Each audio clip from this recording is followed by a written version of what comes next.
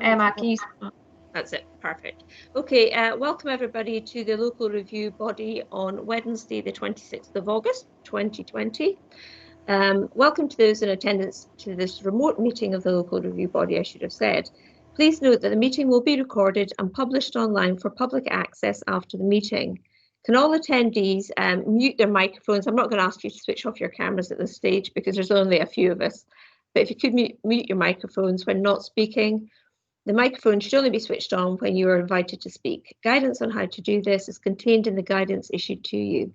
I will now ask the clerk to advise the members participating today so that we can have they can confirm their attendance once their name has been announced, so that the clerk has a clear recording for the meeting and can also be recorded in a minute. Ms. McBain. Thank you, convener. So if members can just indicate for the recording that they are present. Councillor Bolton? Here. Councillor Cameron? Here. And Councillor Reynolds? Here. Thank you, all present and correct. Okay, thank you. As local review bodies contain quasi-judicial business, members are reminded that they should not leave the room or meeting during the consideration of any application. The meeting has been convened in response to 2 requests for a review of decisions taken by appointed officers under the Council scheme of delegation. Members of the local review body have before them copies of the review documents as listed in the notice calling the meeting. I will now ask Mrs. McBain, the Assistant Clerk, to outline the procedure to be followed to conduct these reviews. Thank you. Thank you, convener. Members have the procedure note which was circulated with the meeting papers and is intended to set out the wider framework within which the review body operates. From this, it is clear that the first task for the review body is to come to a decision on whether the review documents contain sufficient information for the case to be determined without further procedure, and by that it is meant without further information or representations. To assist, I feel it would be helpful to mention the following. Firstly, that the regulations governing the local review process require that all matters which the applicant intends to raise in the review must be set out in or accompany the notice of review. Secondly, that the focus of the review should be on the basis of what was before the appointed officer when a decision was made, and only in exceptional circumstances will new or additional matters be permitted to be taken into account. Thirdly, to note that the modernisation of the planning system, which included revisal of the planning appeals process, of which this local review body is part, removed the previous right on the part of the applicant to insist on a hearing and replaced that with the local review body, providing them with the power to choose a procedure which more accurately reflects the facts and circumstances of the individual case. And lastly, that guidance issued by the Scottish Government Chief Planner in 2011 stated that reviews by local review bodies should be conducted by means of full consideration of the application afresh. This review should be the review should take the form of a structured discussion led by the chairperson to consider the matter set out in the notice of review before you, and I would conclude by drawing your attention in particular to points 10 to 12 of the procedure note. Thank you. Thank you very much, Ms. McBain. If I could just turn back to the agenda. So at 1.1, you should have the procedure note, which is on page 5 to 6. So if we just make sure, yeah. Okay, so if we could now turn to consideration of the first review in respect of the decision to refuse the application for the formation of dormers to the front and rear at 6 Hammerfield Avenue, Aberdeen, application 200295. We'll now hear from the planning advisor in attendance, Mr. Gavin Evans, who will provide us with a brief description of the application proposal and a reminder of the reasons excuse me, why the application was refused. I would point out that Mr. Evans attends today's meeting to provide us with the necessary professional planning guidance because he has not been involved in earlier consideration of the application under review. Mr. Evans will not, however, be asked to express any views on the merits of the proposed development, and in effect, his role will be a neutral one involving the provision of factual information and guidance only. Now, members, you might want to turn your camera off at this stage just to clear the screen a bit from Mr. Evans, and we'll just pass over to you now. Thank you. Thank you, convener. Excuse me.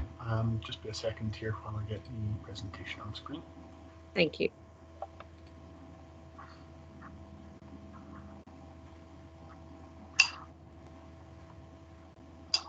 Okay, hopefully everyone can see that now.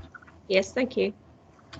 So yes, the first case before the local review body this morning is a request for review against an application which was refused under delegated powers for the formation of dormer windows to the front and rear of a property at 6 Hammerfield Avenue. Take you through some sort of location plans and things just to begin with. The review was found to have been submitted with all the necessary information and within the time limit of 3 months following the appointed officer's decision. The applicant has indicated on the notes of review that no new matters which weren't before the appointed officer have been raised in these submissions. And in terms of the procedure by which the review is to be conducted, the applicants expressed a view that a site visit should be undertaken in order to observe similar existing dormer windows in the surrounding area. I'll provide some background information to begin with, and then members can decide whether they wish to have any further procedure in this case. So just starting with a brief description of the site, the application site's located on the southwest side of Hammerfield Avenue, between its junctions with Great Western Road to the north and Duthie Place to the south. The site comprises a 2-storey semi-detached house of traditional granite construction, along with associated front and rear gardens. The property adjoins number 4 to the north, which is the property on the right-hand side of the image there. Hammerfield Avenue includes a mix of 2-storey semi-detached and 1.5-storey both detached and semi-detached homes, some of which feature a white wet dash render finish. To the north of the site, on the other side of the adjoining property at number 4, is a flat-roofed mid-20th century retail development with associated off-street surface car parking accessed via Hammerfield Avenue.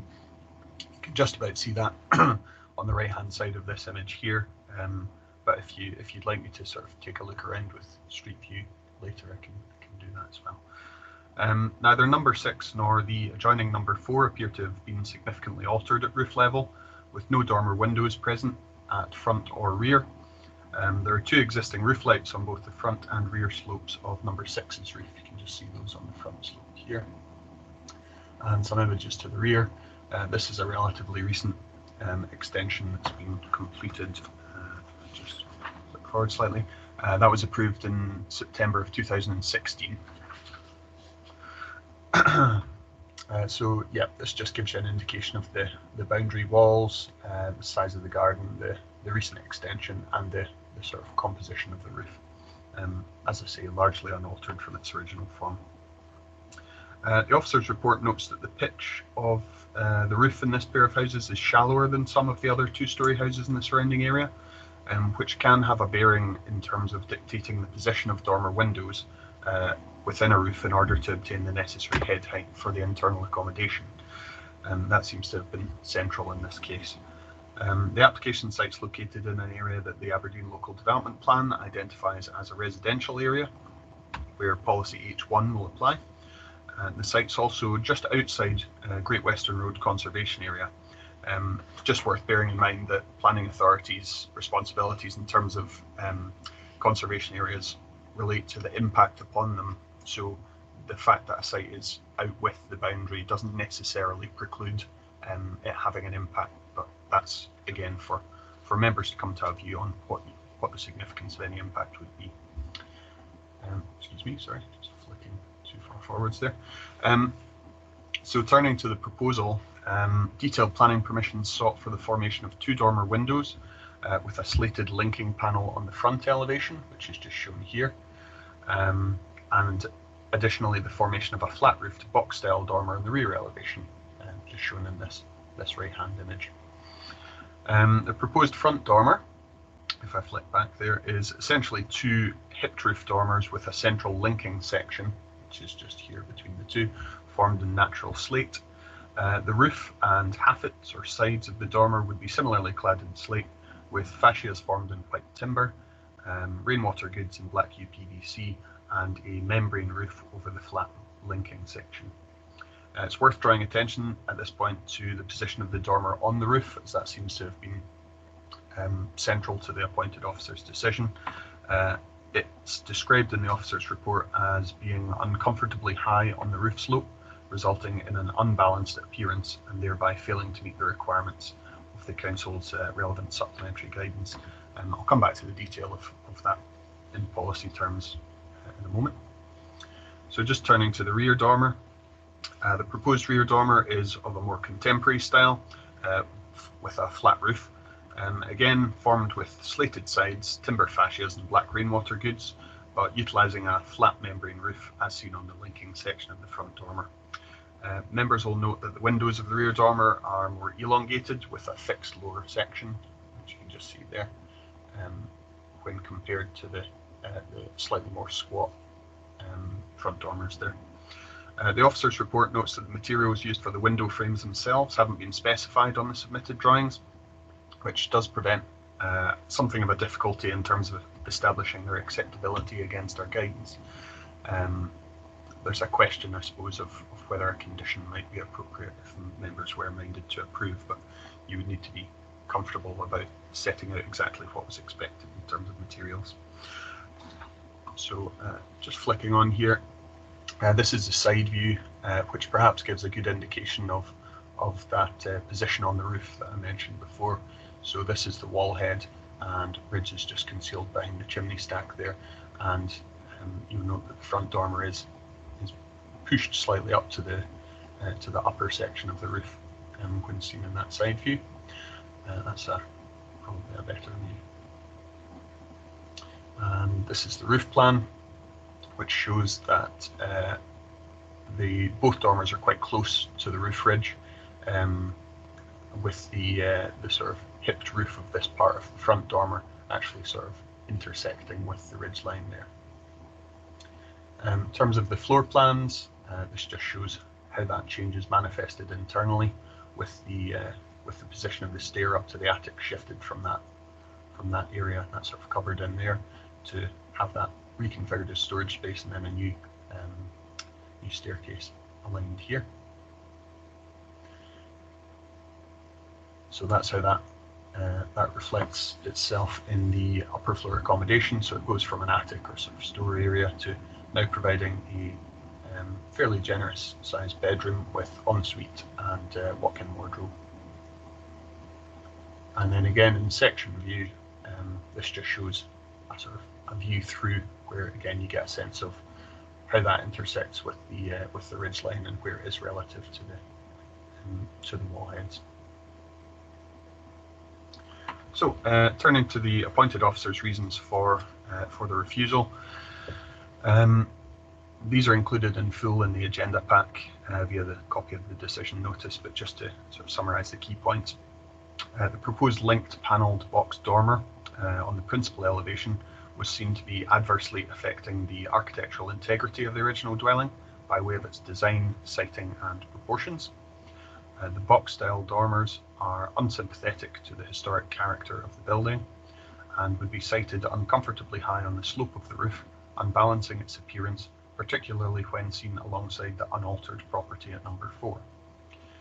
The resultant adverse impact on the character and amenity of the streetscape, which features few other alterations to original roof forms, was not considered to be acceptable, and the officer identified that there was significant conflict with the Council's Householder Development Guide supplementary guidance. It was seen that there was a resultant conflict with policies D1 relating to design quality and H1 relating to residential areas, as well as the equivalent policies in the emerging proposed local development plan. And lastly, officers felt that there was a risk of an unwelcome precedent being set if approval would encourage similar unsympathetic alterations to the detriment of the character and amenity of the area. Turning to the appellant's case, this is set out in the notice of review along with an accompanying statement, both of which are included in today's agenda pack. The following sort of main points are made. Firstly, states that the proposed works would allow the owners to adapt their property to meet changing family circumstances and modern living requirements, such as working from home. Highlights the lack of objection from neighbours or consultees to the application. Highlights 2 earlier planning approvals for front dormers with linking panels. Those are from 2009 and 2015, and both relate to the same address but don't appear to have been implemented, as far as I understand. Notes also that the reasons for refusal relate only to the front dormer, with the officer's report concluding that the rear dormer would be acceptable.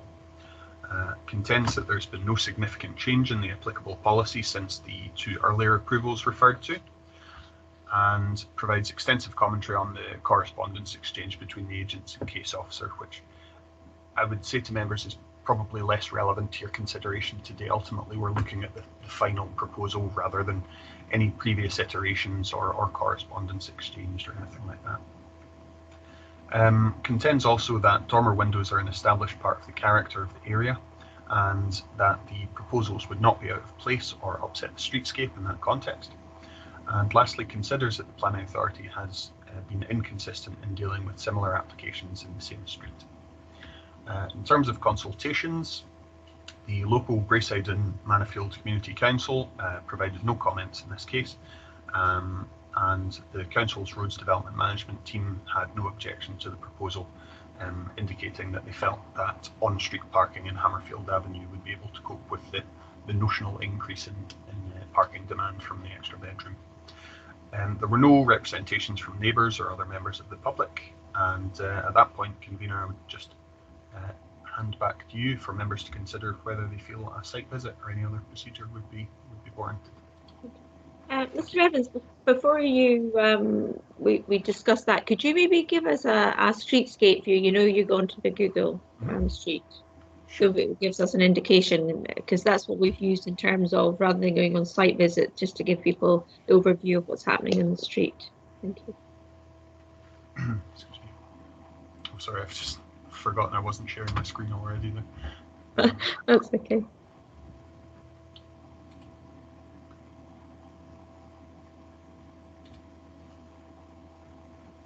It's just loading up now. Can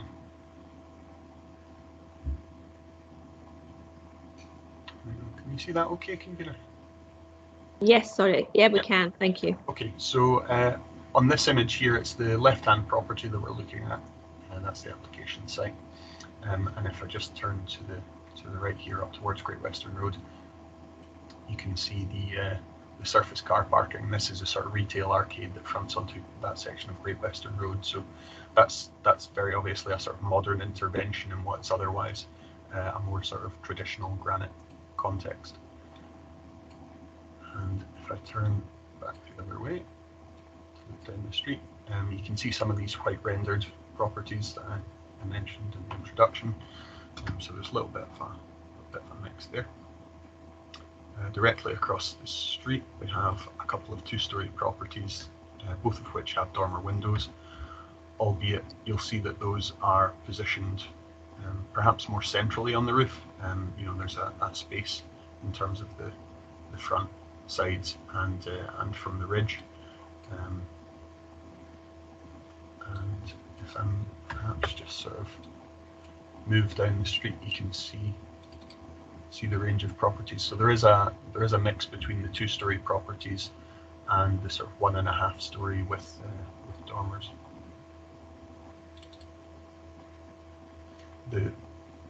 What I would say is that it's perhaps apparent that there aren't many dormers on the full 2-story properties. It's possible that that's a result of inadequate headroom to adequately form dormer windows. Because you might be able to get the headroom, but then that dictates what the dormer window looks like to the street, and if that's not an appropriate sort of design or proportions, that can have an effect. Sorry, it takes a second to load here. There is one further down here, which I think was at number 48. Yeah, I think that was number 48, and the application, the site that the appellants have referred to is number 46, which is directly next door, and it's very similar in its styling. I did actually get plans up in case this came up. So this was a 2015 approval, which doesn't appear to have been implemented at number 46. And then there was an earlier approval from 2009, I think it was. So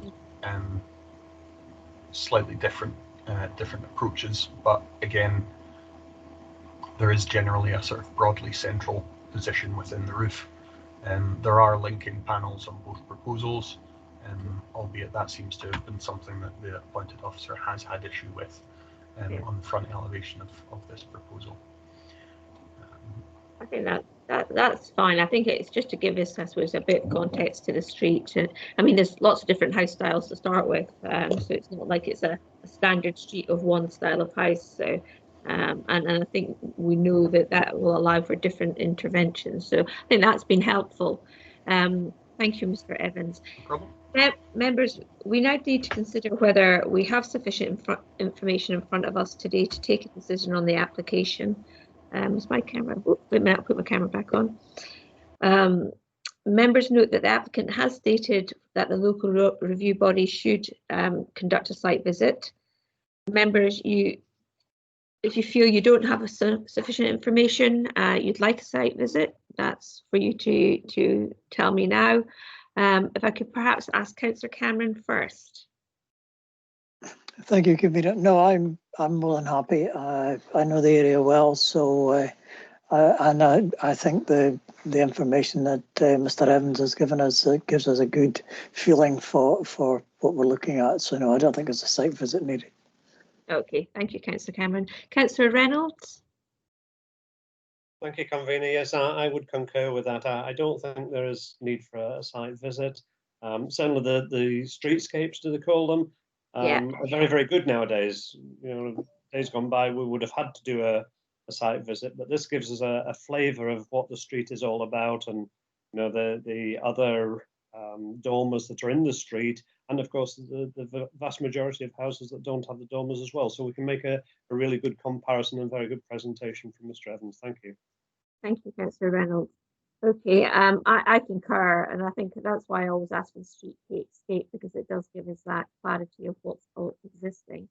So now that we've decided that we don't need a site visit and that we have sufficient information in front of us, I will ask Mr. Evans to go through the relevant policy. Thank you, Convener. No problem. Again, I'll just get the screen up here. There we are. So yes, as I mentioned, we're in an area that local development plan identifies as a residential area where policy H1 of the plan applies. This sets out a number of criteria for new development, stating that new residential or domestic development will be acceptable in principle, provided that firstly it doesn't constitute overdevelopment. Well, in this case, we're talking about a single existing residential curtilage, and there's no increase in the footprint of the building. Secondly, they should not have an unacceptable impact on the character and amenity of the surrounding area, and that's one where members will need to come to their own view on what you consider the character of the area to be and how significant you consider the impact of this proposal would be. Thirdly, proposals should not result in the loss of valuable or valued areas of open space. Again, because this is a residential curtilage, there's no public open space affected. And lastly, proposals should comply with the relevant supplementary guidance. Now, in this case, that would be the Householder Development Guide, which contains quite detailed criteria for dormer windows, both on traditional properties and those of a more modern character. So we'll move on to that next. I'm afraid they're quite lengthy, so bear with me. So firstly, the Householder Guide sets out a number of general principles for development across the board, whether that be dormers, extensions, or other alterations. Firstly, those should be architecturally compatible in design and scale with the original house and the surrounding area. Materials to be used should be complementary to the original building. That's worth mentioning just in the context of, I mentioned before that the materials for the window frames hadn't been specified, so you might want to think about what you consider would be appropriate here. So any extension or alteration proposed should not serve to overwhelm or dominate the original form or appearance of the dwelling, and should be visually subservient in terms of height, mass and scale. No existing extensions, dormers or other alterations that were approved prior to the introduction of this supplementary guidance will be accepted by the planning authority as providing a justification for otherwise non-compliant proposals. New dormers should respect the scale of the building and should not dominate, overwhelm or unbalance the original roof. The appointed officer's assessment concluded that both dormers, in his view, would unbalance the roof, largely as a result of their position on it rather than the scale, I think. However, the impact of the rear dormer was felt to be considerably less as a result of its sort of non-public face of the building. In terraces or blocks of properties of uniform design, where there are no existing dormers, the construction of new dormers will not be supported on the front or other prominent elevations. There's perhaps a judgment here on whether you consider that would apply to this sort of pair of semi-detached houses, or whether it's more appropriately geared towards the street as a whole. On excuse me. On individual properties or in terraces where there are existing well-designed dormers and where there's adequate roof space, the construction of new dormers which match those existing may be acceptable. Additional dormers will not be permitted, however, if this results in the roof appearing overcrowded. These dormers should be closely modelled in their detail and position on the roof on existing good examples, and should normally align with windows below. Excuse me, I've got a frog in my throat. Okay. So turning to the next slide, there are further criteria for the front elevation of older properties of a traditional character, which I think it's fair to say this would fall into with its granite and slate construction. On the public elevation of such older properties, the council will seek a traditional, historically accurate type of dormer. In addition, all new dormers will have to be of an appropriate scale, i.e. a substantial area of the original roof must remain untouched and clearly visible around and between the dormers. The appointed officer's report comes to the view that the linked panel design here is not of an appropriate historically accurate style, albeit members have seen from the street view images that there are some examples with similar linking panels, both constructed and having been approved in 2009 and 2015 further down the street. Box dormer extensions will not normally be acceptable in the front elevations. Again, the appointed officers characterise the front dormer's link design as being a box-type dormer, and there's perhaps an argument to be had about whether a box dormer is more like what's shown on the rear elevation, where it's flat-roofed, or whether it's just anything that features a link panel. So there's a bit of a debate to be had there. The aggregate area of all dormers or dormer extensions should not dominate the original roof slope, and new dormers should align with existing dormers and lower windows and doors, or windows and doors on lower floors. The glazed section on the front elevation, if you can just flick back for a second, does actually align with those lower windows, and you can see that an effort has been made to do that, albeit I think the appointed officer's concern is more the sort of slightly squashed appearance on the frontage. Sorry, just come back to there. The front face of dormers will normally be fully glazed, and aprons below the window will not be permitted unless below a traditional three-faceted painted dormer. This dormer isn't fully glazed, featuring, as we heard, a slated infill panel between the glazed sections. However, there are no slated aprons below the windows. Dormers should not normally rise directly off a wall head. That's not the case here. The position of the dormer on the roof is seen as very important, and dormers which are positioned too high on the roof will give a roof an unbalanced appearance. And this is a particular feature of the appointed officer's decision, contending that the front dormer sits too high on the roof and therefore gives that unbalanced appearance that the guidance advises against. The outer cheek of an end dormer should be positioned at least 700 millimeters in from the face of a gable wall, or 1 meter from the verge. Where there's tabling on top of a gable, the cheek should be at least 400 mil in from the inside face of the tabling. The officer's report notes compliance in this respect. Both dormers are distanced off the sides of the roof. The ridge of any new dormer should be at least 300 millimeters below the ridge of the roof of the original building. If it's considered acceptable for the dormer ridge to be higher than this, it should not nevertheless breach the ridge or disturb the ridge tile or flashing. Again, if I just go back perhaps to the section that shows that best. So the ridge level of the front dormer would be level with the ridge of the main roof. The flat roofed section sits approximately 160 millimeters below the ridge level. And the way the section plan is drawn, it appears that the existing ridge tile would be disturbed to form the new dormer. If I just show you the roof plan there. So there is a sort of intersection with the ridge there, so there would be a degree of non-compliance in that front. So if we turn then to the rear elevation. Rear elevation of more traditional properties. The aggregate area of all dormers should not dominate the original roof slope. There's a judgment there. The officer's report concludes that the dormer would not dominate the rear elevation.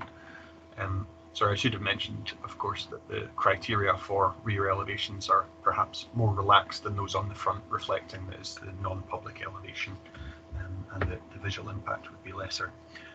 Dormer haffets or sides should be a minimum of 400 millimeters in from the inside face of gable tabling. Again, complies with this aspect. It's approximately 1.1 meters in from the gable tabling. The front face of dormer extensions should be a minimum of 400 millimeters back from the front edge of the roof, but not so far back that the dormer appears to be pushed unnaturally up the roof slope. Again, the officer considers that this would be uncomfortably high in the roof slope, but accepts that the impact is much less on the rear elevation. And as we saw, the window is more elongated, meaning that it's not quite so squat as well. Flat roofs on box dormers should be a reasonable distance below the ridge. There's a judgment there on what's a reasonable distance. Minimum of 300 millimeters is required on the front. The rear dormer here sits 250 millimeters below the ridge level, so there's not a lot in that really. Windows should be located at both ends of box dormers. Again, complies with that aspect of the proposal. And a small apron may be permitted below a rear window. There's no apron here. It's a fully glazed rear dormer. Lastly, you'll be pleased to hear, solid panels between windows and box dormers may be permitted, but should not dominate the dormer elevation. So there's no solid infill panel to the rear. Again, that just reflects the difference between the guidelines front to rear. You know, slated infill panels to the rear are acceptable in some circumstances. So moving on, policy D1 is also of relevance, as it is to all proposals. This requires development to be of a high standard of design, which demonstrates an understanding of its context. So again, context all important. There's a link to the following 6 essential qualities, albeit this is a householder development, so some of those will be more or less relevant. So distinctive, welcoming, safe and pleasant, easy to move around, adaptable and resource efficient. So turning to just a sort of summing up, members should have regard to the local development plan and any other material considerations that you feel are relevant to the application that point to either overturning the original decision or dismissing the review. Following key points are perhaps uppermost. Firstly, does the proposal satisfy the tests set out by policy H1 relating to residential areas? Would it have an unacceptable impact on the character and amenity of the area? And does it comply with the relevant supplementary guidance, the Householder Development Guide, as it relates to dormer windows? Do you consider that the proposal demonstrates adequate regard for its context as required by policy D1? And ultimately, do you feel the proposal complies with the policies of the development plan when read as a whole? Are there any other factors that you feel outweigh the significance of the development plan in this case? I'm happy to advise on any conditions should members be minded that way. And at that point, I'll just hand back to you, convener. Thank you very much, Mr. Evans, once again. In accordance with the procedure notes circulated, the local review body will now discuss and decide, well, we have already the manner and how the review is to proceed, which is today. I would highlight that all representations relating to the case have been considered and taken into account. So we now move into the determination. Councillor Cameron and Reynolds, you might want to put your cameras back on so we feel we're having a face-to-face discussion rather than me in 2 circles. Councillor Cameron, would you like to maybe kick us off? Any questions for Gavin, Mr. Evans? No, as he went through, I think he answered all the questions that I was thinking about, having read the paper. So, no, I'm quite happy with that. Thank you. Okay, thank you, Councillor Cameron. Councillor Reynolds, have you any questions for Mr. Evans? No, I don't think I have. The paperwork is quite explicit. The advice is quite explicit. The presentation was very good. So no questions there at all. Okay. I've got one. Mr. Evans, we talked about an application that was approved with a link panel in 2015. Now, getting my head around it, that'll have been under a previous local development plan, but has the supplementary guidance changed sufficiently between, because often what happens is it just rolls into the next plan. Is there been a change in the supplementary guidance in relation to the sort of dormer windows? Sure. No, you're right on both counts, really. The local development plan was a different plan. However, the supplementary guidance in terms of the householder development guide as it relates to dormer windows, to my knowledge, hasn't changed in terms of its main sort of messages. So that's really the position. Okay. As I say, I won't ask you to recall back to 2009 because I think the most recent ones were helpful enough. Okay. Could I get you just to take a couple the sort of the picture of the front elevation that's been proposed, please? Sure. I'll take you in after this picture, David.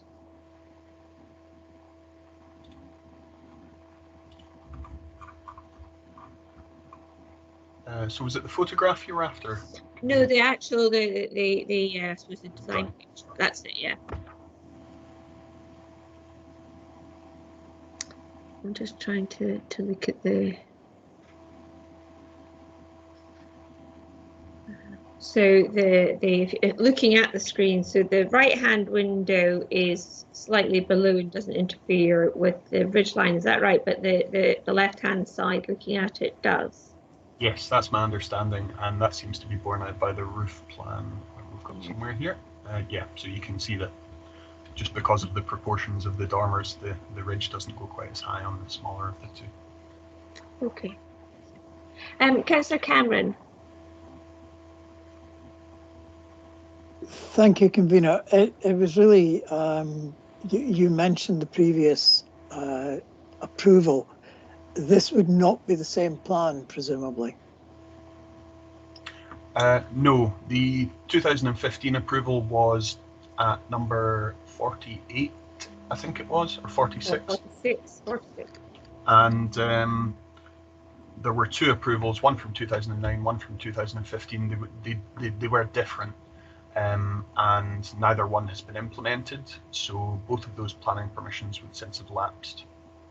Yeah, I mean, my reason for asking the question is if we're looking at the application today with the details of that application, and they are not necessarily exactly the same as the one that was approved for another property in the street in 2015.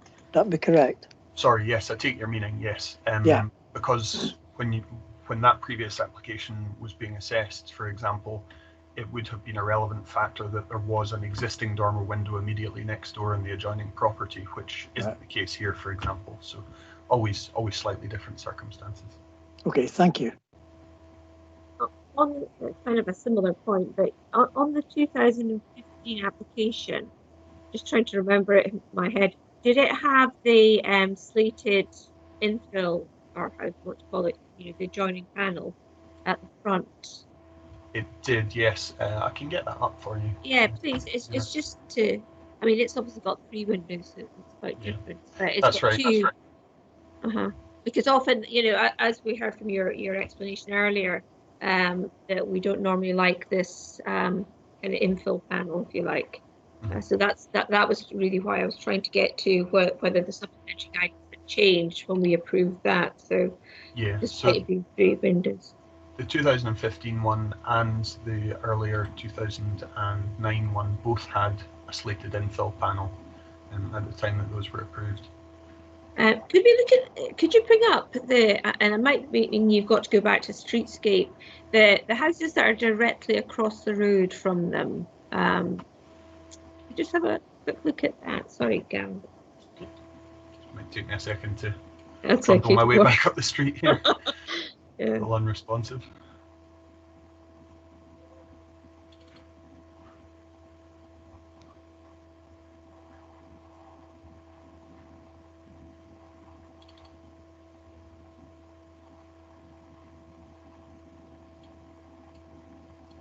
Turn this around.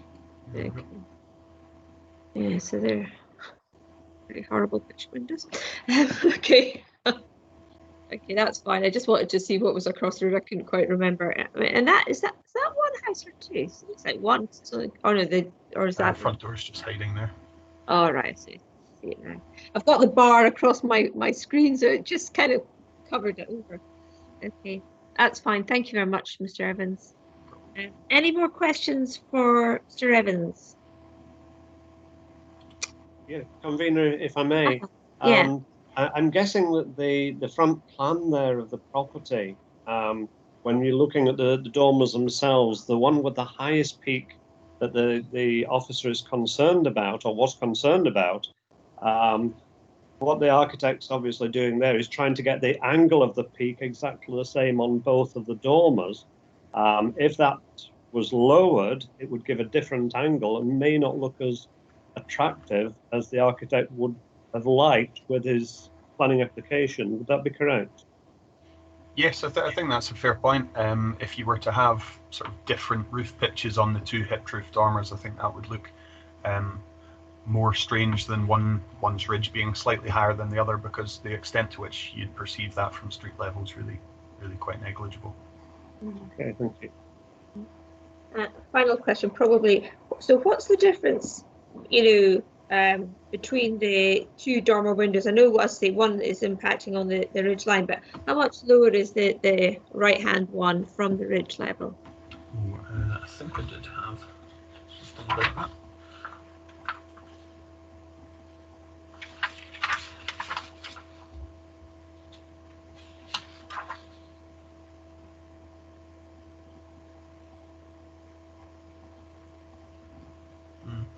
I'm afraid I don't have a measurement actually of that.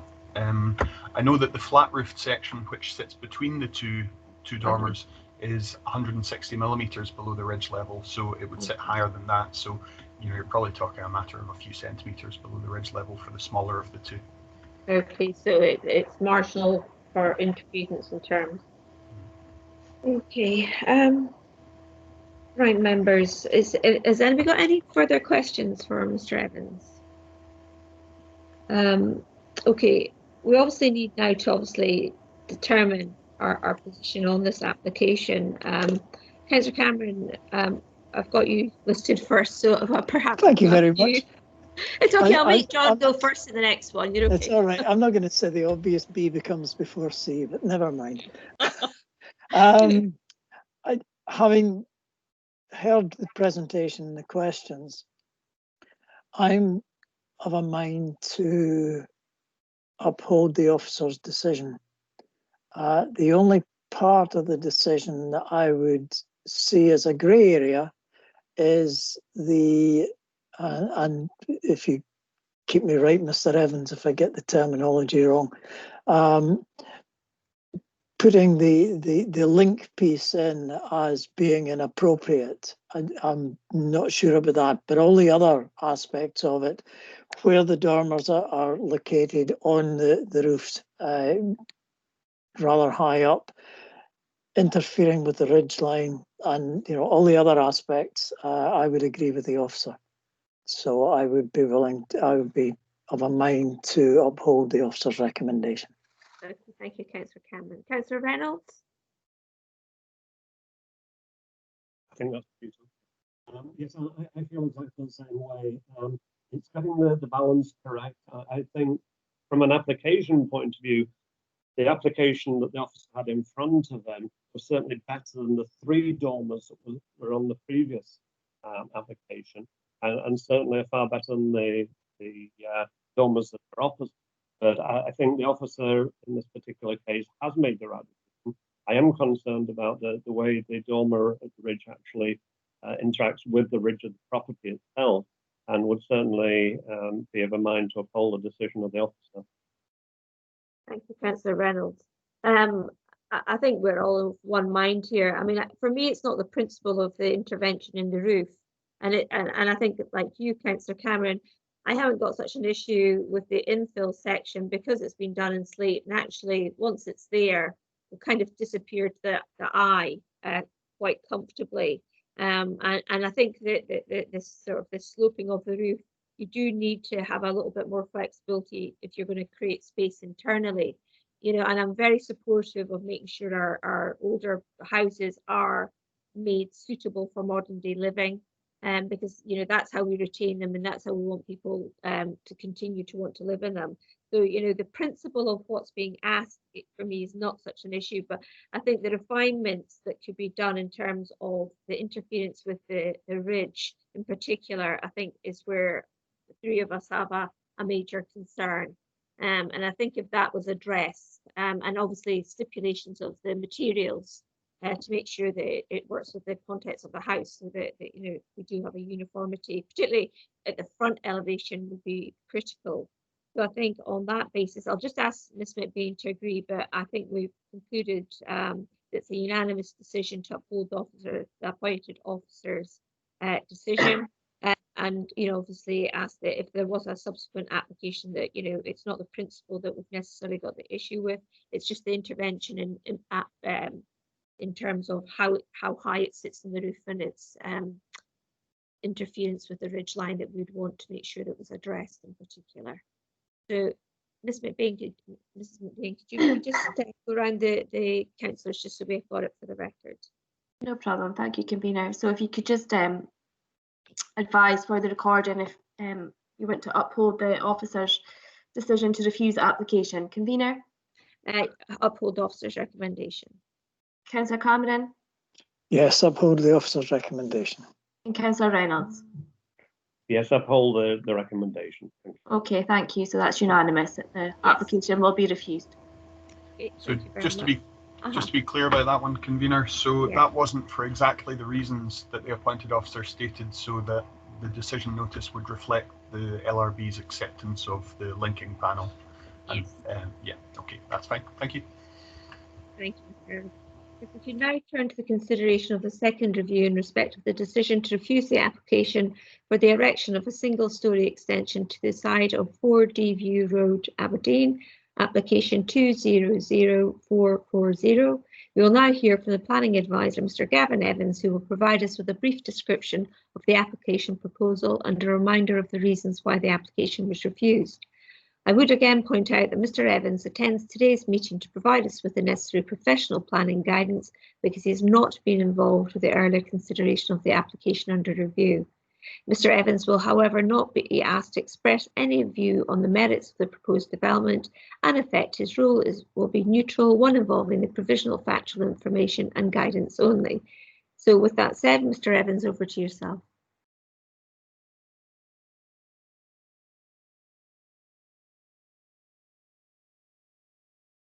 You're on mute.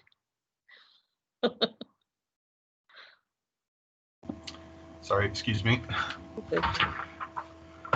More speed, less haste. So John, do you want to put your camera off? There you go. Okay, great. So the second case before members today is a request for review against the appointed officer's decision to refuse planning permission for the erection of a single-storey extension to the side of a property at 4D Mount Road, Aberdeen. And flick forward there just to the location plan. Again, the review was found to have been submitted with all of the necessary information and within the time limit of 3 months following the appointed officer's decision. The applicant has again indicated on the notice of review that no new matters have been raised in the review submissions.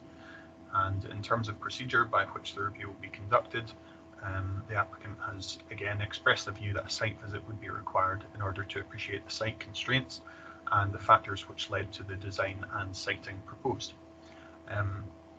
They've noted that the site cannot be viewed from street level as the dwelling and garden are elevated and surrounded by fencing and mature hedging. So I'll provide some background to the case before coming back to you for members to decide on further procedure, convener. First and foremost, the application site is located on the southern side of Demount Road, on the western side of its junction with Demount Gardens. The site's a residential curtilage comprising a detached L-shaped bungalow. Gavin, you're not putting anything up right now, are you? Oh, sorry. I have forgotten to share my screen. So I'm thinking, is he just speaking? Sorry about that. That's all right. There we go. Thank you. Try that again. Okay, thank you. So sorry, I was just talking to the site plan here. So the site's located on the southern side of Demount Road, on the western side of its junction with Demount Gardens. The site's a residential curtilage comprising an L-shaped bungalow along with associated garden grounds. The property is described in the officer's report as being designed with dual frontages, so faces onto both Demount Road and Demount Gardens. Perhaps just get a photograph up that might show that best, so you can see how the front door is tucked into the sort of crook of the L-shaped plan there, so it faces towards the junction of the two streets. This photograph is from the applicant's submission and appears to have been taken from another garden, which perhaps reflects what they were saying about the difficulty in seeing the house from street level fully. Oh, I think I might have just had a power cut. All right. Okay. You're still working for us. That's good. So yeah, the images appear to show that the front door is accessed from a gate and a path which is onto Demount Road. So that's Demount Road running along in this direction. So as much as the front door is tucked into this corner, the path and front gate are onto Demount Road, which might be a signifier of what's the main frontage for access. The white rendered property has both pitched and hipped roof elements, with the roof finished in red roof tiles. The application site's again located in an area the local development plan identifies as a residential area where policy H1 will apply. The site also lies immediately to the east of, but again out with, Ferry Hill Conservation Area in this case. In terms of planning history, there are no recent planning applications relating to the site. Just got a few more images here to help you get a feel for the property. The sort of granite base course there illustrates the change in ground levels across the site. So this is the front door, just tucked into that L-shaped plan. And then existing and proposed site plans. So, turning to the proposal, detailed planning permission sought for the erection of a single-storey flat-roofed extension, which is of a contemporary design, to the front or side of the dwelling house, depending on your viewpoint on that particular issue. This would measure approximately 5 meters, 5.4 meters by 5.8 meters in plan, with a height of 3.7 meters. Look forward to some elevations there. So this is onto Demount Gardens. Again, there's a high hedge along here, so just bear that in mind when looking at that view. The extension would be finished in grey vertical timber cladding with smooth grey cement base course. The north and south elevations, just flicking through to those, would feature large windows with a horizontal emphasis. And again, that's arguably the sort of rear elevation of the extension, if you like. The application also included CGI visualisations and photomontages, which might be of assistance in this case because the property is actually blanked out on Google Street View, so we won't be able to do quite what we did with the previous case. So this is a roof plan. It just gives you a rough indication of the size of the extension relative to the footprint of the house. And then floor plans to illustrate the accommodation. So we've got a sort of ensuite, some built-in wardrobes and storage, and a bedroom. Sorry. It's quite a useful visualization just to show the extension relative to the house. So there's a linking section here which is lower in terms of its height, and then once the transition between the two is passed, the height steps up. through there, you can see the sort of window in the front and the window in notionally the back of the extension there.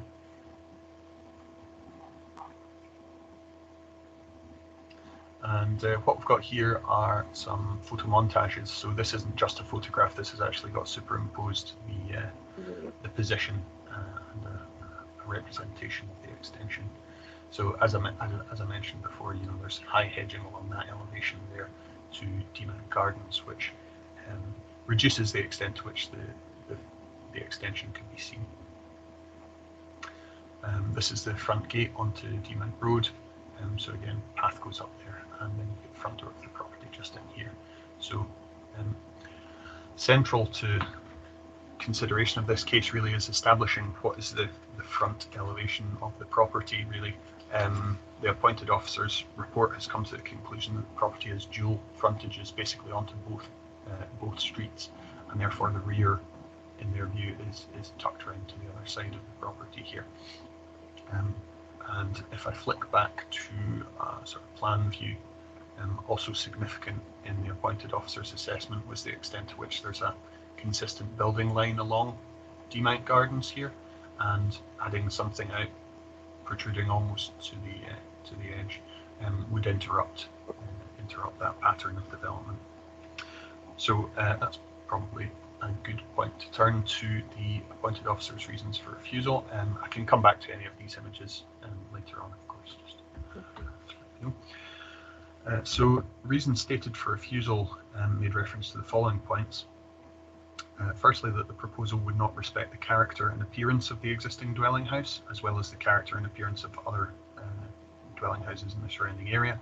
The siting, projection, and disproportioned contemporary form, large window openings and finishes were cited as contributing factors in terms of that visual impact. The identified impact was seen as being exacerbated by the extension siting forward of the building line to Demount Gardens, as I just mentioned before, and its prominent location at the junction of Demount Road and Demount Gardens. On that basis, the proposal was felt to fail to comply with policies H1 and D1 relating to residential areas and design quality, as well as the Householder Development Guide supplementary guidance. Highlights that existing hedging could be removed entirely without planning permission, so cannot be relied upon in mitigating visual impact. Turning to the appellant's case, again, this is set out in the notes of review and an accompanying statement, which are provided in full as part of the agenda pack, but just a summary of the key points. Firstly, highlighted the need for a second bathroom, which is an ensuite, and additional storage space. Explains that the extension can only realistically be sited on the east side of the property. And if I actually just flick back to a sort of site plan, that might be helpful, just while I'm talking through this. There we go, that's probably best. Explains that the extension can only realistically be sited on the east side of the property if a workable internal hallway is to be maintained.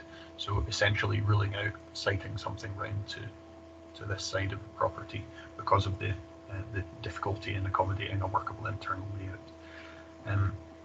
Notes that siting to the west, that is over to this side of the property, would necessitate the loss of a recently modernised outhouse come home office. Contends that the site would, contends that a site visit would have given the appointed officer a better understanding of these constraints. I think going by the submission, the indication is that the case officer did not undertake a site visit within the property and has perhaps only viewed it from the street. Explains that the proposed location is the most cost-effective option due to the level ground, rather than the changes of ground level that are seen on the western side of the property.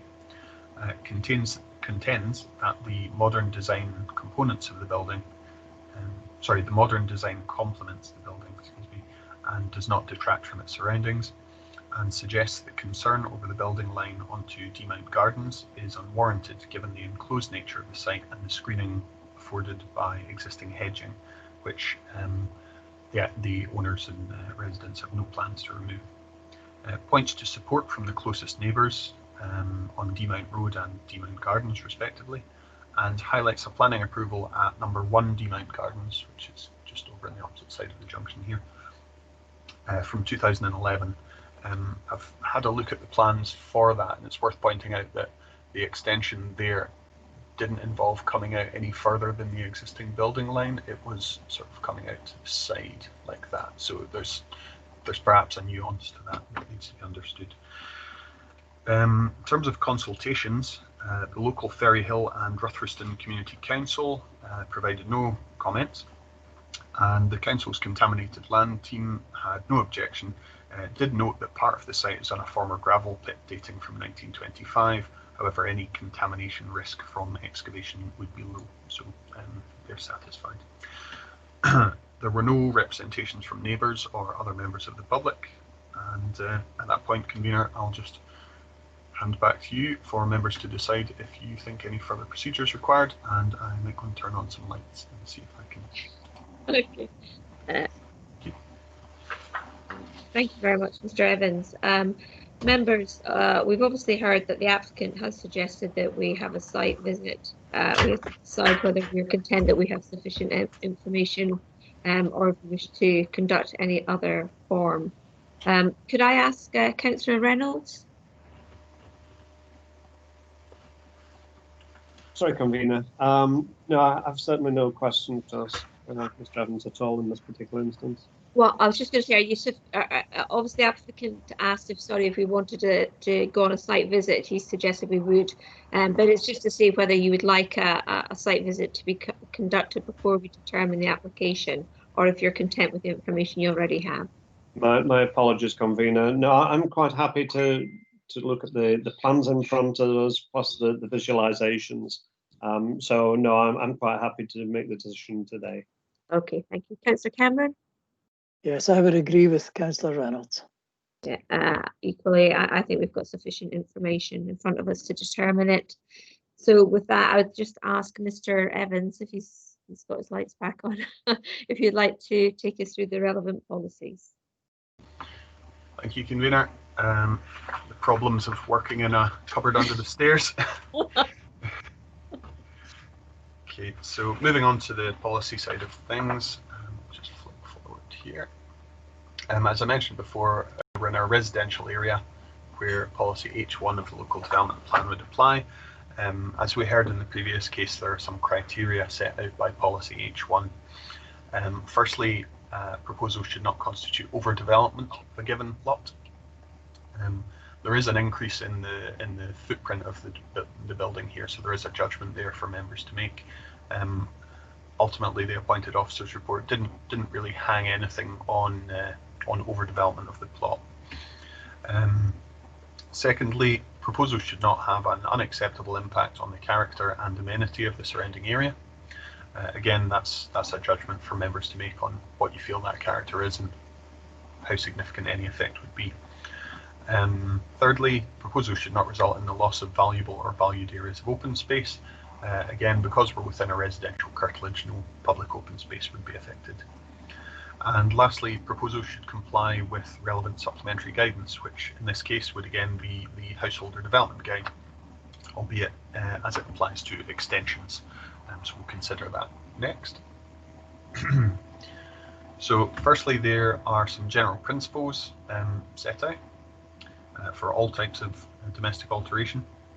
Proposals should be architecturally compatible in design and scale with the original house and the surrounding area, and materials used should be complementary to the original building. That doesn't necessarily mean that they have to exactly match. There is a place for modern design and contrasting high quality design, but it's for members to determine whether you feel that's appropriate in this case. Any extension or alteration proposed should not serve to overwhelm or dominate the original form of the form or appearance of the dwelling, and should be visually subservient in terms of height, mass, and scale. Proposals should not result in adverse impact on privacy, daylight, or amenity. The appointed officer's report raises no concerns over privacy, daylight, or excessive shading. The footprint of the dwelling as extended should not exceed twice that of the original house. If I just flip back, can get an indication there from the roof plan and floor plans that, you know, we're not talking about an enormous extension to the overall footprint of the house. Your screen's not being shared, just in case you. Oh, sorry. Making a habit of that today. Don't worry, Gavin. I thought maybe you were having technical issues with it. Just user error, I'm afraid. There we go. That's what I was talking about to myself. Yeah. So again, no more than 50% of the front or rear curtilage should be covered by anything. Should be covered by development. That's not to say anything less is acceptable. It's ultimately for each proposal to be considered on its merits. But in this case, the officer's report advised that no more than 50% of the front curtilage would be developed. And lastly, approvals predating the guidance, which was approved in 2017, would not represent a precedent. So turning next to criteria for front extensions, which again I'm afraid are quite detailed, so I'll just work my way through these. Firstly, front extensions will only be considered acceptable in situations where they would not impact negatively on the character and amenity of the original dwelling and the surrounding area. In all cases, the established building line will be respected. As I showed before, the officer's report focuses on what's considered to be a very clear building line along the western side to Demount Gardens, and that this proposal would interrupt that pattern by siting incongruously forwards of an established building line. Proposals should also be of a scale and design which is complementary to and consistent with the original dwelling. Modest porches will generally be acceptable, but these should not incorporate additional rooms such as toilets or shower rooms, and should not detract from the design of the original building or the character of the street. The officer's report notes that the contemporary form exacerbates the visual intrusion into the building line, and that the extension would include both a bedroom and an ensuite, which isn't permitted under the guidance for front extensions. I should say ultimately that much significance is perhaps hinging on whether you consider this to be the front elevation of the property or not. The appointed officer obviously came to a conclusion that due to the dual frontage nature of the property, both of those elevations should be treated as a front elevation with restrictions on extension.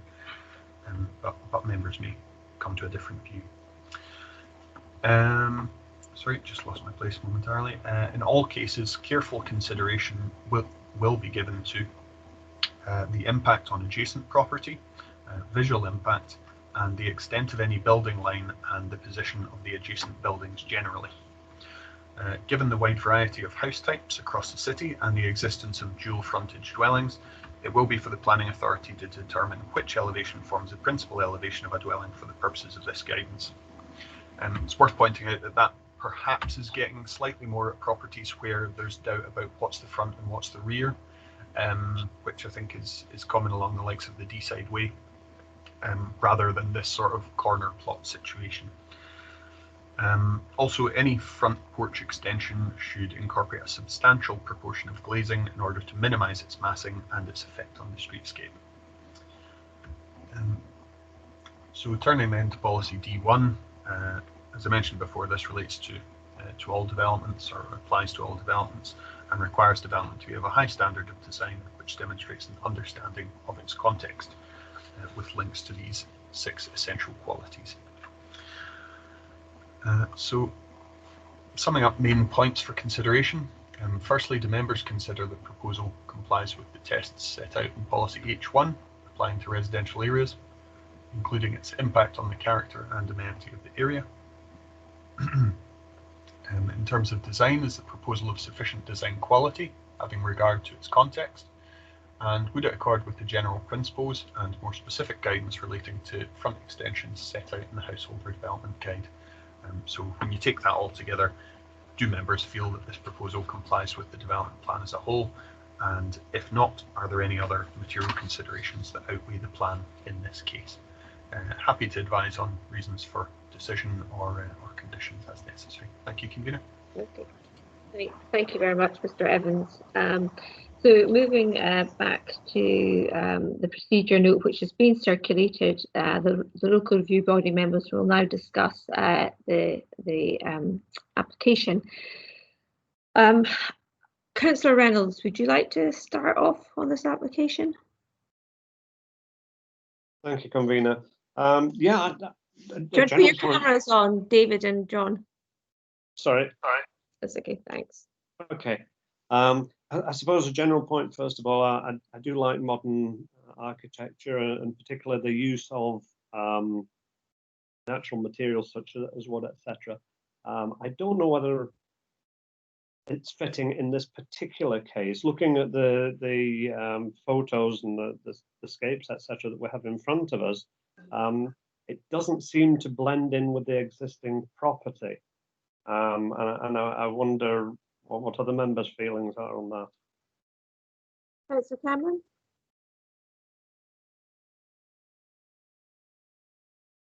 You have to excuse my hesitation today. I eventually got my monitor working.